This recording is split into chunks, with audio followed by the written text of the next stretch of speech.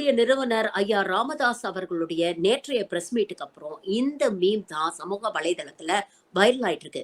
ஒரு விஷயத்தை யோசிச்சு பாருங்களேன். கடந்த 10 நாட்கள்ல மட்டும் இரு பெரும் கட்சிகள், அதுவும் பாஜகவுடன் கூட்டணி இருக்கக்கூடிய கட்சிகளுடைய தலைவர்களே வெளியில வந்து பாஜகவுடைய குட்டை போட்டு உடைச்சிருக்கிறாங்க. ஒரு பக்கம் எடப்பாடி பழனிசாமி ஈடி கொடுத்த அழுத்தத்தினாலதான் முதல்வர் ஸ்டாலின் நித்தியாவுக்கு போற சாக்குல பிரதமரை சந்தித்து அவர்கிட்ட தனிப்பட்ட முறையில் பேசியிருக்கிறார் அப்படிங்கிற ஒரு விஷயத்த சொன்னாரு. இது உண்மை இல்லைன்னாலும் அவர் சொல்ல வர்றதுக்கு பின்னால இருக்கக்கூடிய பொருள் என்னன்னா, பாஜக ஈடிய வச்சு இங்க இருக்கக்கூடிய கட்சிகளை உருட்டி மிரட்டுது. பாவம், மனுஷன் அனுபவத்துல பேசுறாரு. கிட்டத்தட்ட அதையேதான் நேத்து ராமதாஸ் அவர்களும் சொல்லியிருக்கிறாரு. என் கால்ல விழாத குறையா, என்னுடைய உயிருக்கே ஆபத்து, எனக்கே நீங்க கொள்ளி வைக்க வேண்டிய நிலைமை வந்துரும்.